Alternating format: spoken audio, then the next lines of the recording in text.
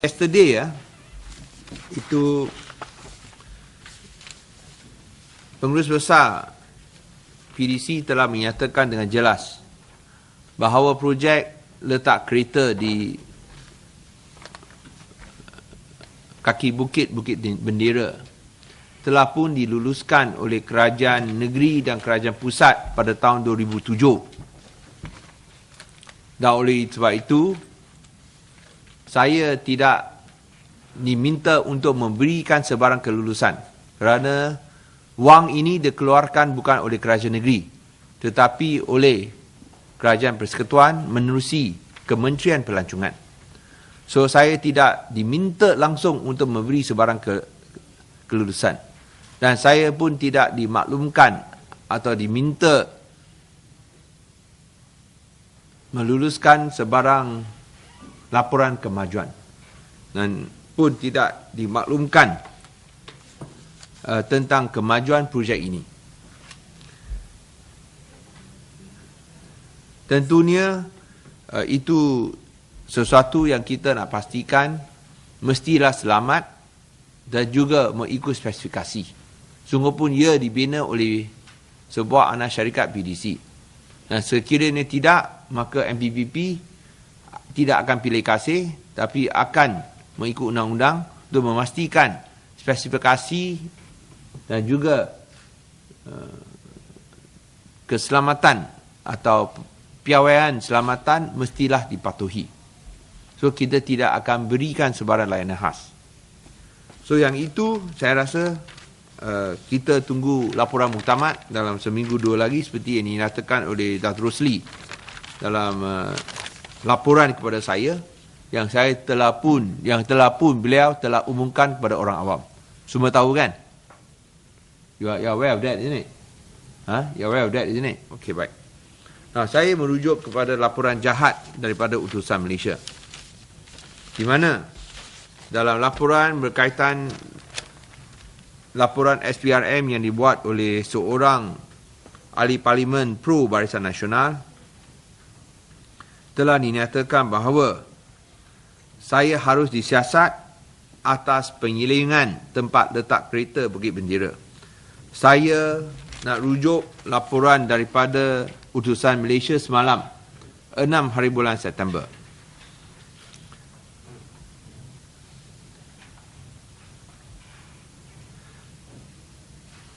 Perbadanan PDC yang dipengerusikan Lim Guan Eng didakwa menyalurkan dana 50 juta bagi pembinaan tempat letak kereta tanpa kelulusan MPPP. Sehubungan itu, katanya, SPRM meminta menyiasat Guan Eng serta MPPP berhubung pelaksanaan projek berkenaan yang salah di sisi undang-undang. Bagaimana boleh tempat letak kereta ini dibangunkan tanpa kelulusan rancangan dan pembangunan? Pada masa yang sama, kenapa pihak MPPP tidak mengambil sebarang tindakan untuk menghalang pembangunan haram ini? SPRM juga perlu menyiasat bagaimana PDC boleh menyalurkan peruntukan 50 juta kepada pihak berkenaan untuk membina bangunan haram ini. Ini adalah satu kenyataan yang jahat. Laporan ini adalah satu laporan oleh SPRM yang jahat. Saya tak tahu di mana angka 50 juta ringgit timbul. Dan disebut dua kali. Sebenarnya adalah 5 juta ringgit. Dan juga ia bukan datang daripada kerajaan negeri, datang daripada Kementerian Pelancongan dan juga Kerajaan Persekutuan. Yang nombor satu. Bukan 50 juta, 5 juta datang daripada kerajaan pusat. Nombor satu. Nombor dua. Dia kata saya terlibat. Saya menyalurkan 50 juta ringgit ini. Saya hendak menyatakan bahawa projek ini diluluskan pada tahun 2007. Seperti mana yang telah dinyatakan oleh Datuk Rosli semalam dalam kenyataan atau dalam laporannya kepada saya. Ini diluluskan pada tahun 2007 oleh kerajaan negeri yang dulu dan juga Kerajaan Persekutuan. So, tidak ada kaitan dengan saya. Saya di sini bukan cakap apa-apa terhadap kerajaan negeri yang dulu. Saya hanya cakap fakta saja. I'm just stating the facts. And the fact is, this was approved by the previous government and also the previous tourism ministry in 2007. So ini diluluskan 2007. Semua tahu 2007 saya belum jadi ketua menteri lagi. Masa itu saya pun bukan wakil rakyat. Okay. So jelas saya tidak terlibat dan ini adalah satu laporan palsu. Saya telah meminta program saya untuk mengambil tindakan undang-undang.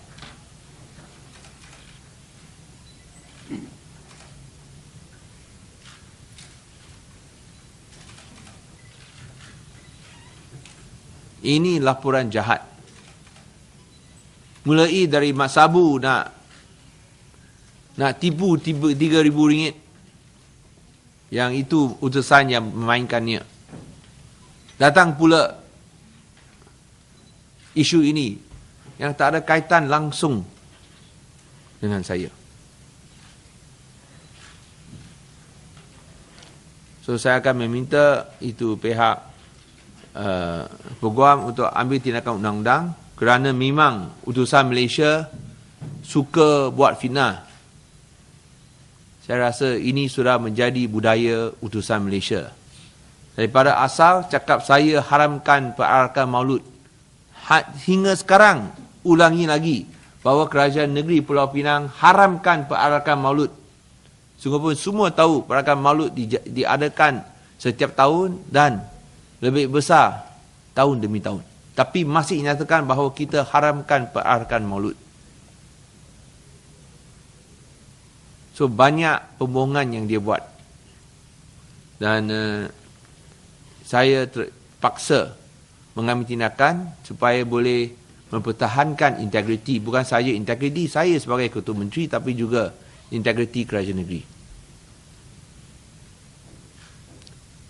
Yang makan wang dia tak lapor. Yang tak makan wang dia buat tuduhan melulu. So yang hitam jadi putih. Yang putih jadi hitam. Kita tak sanggup dihitamkan seperti ini. Kita tak sanggup difitnah seperti ini. Kita tak sanggup terus dianiayai seperti ini. Itu sebab saya terpaksa mengambil tindakan undang-undang untuk membela diri daripada serangan anasir jahat seperti utusan Malaysia. Saya akan minta peguam saman utusan Malaysia sekali lagi.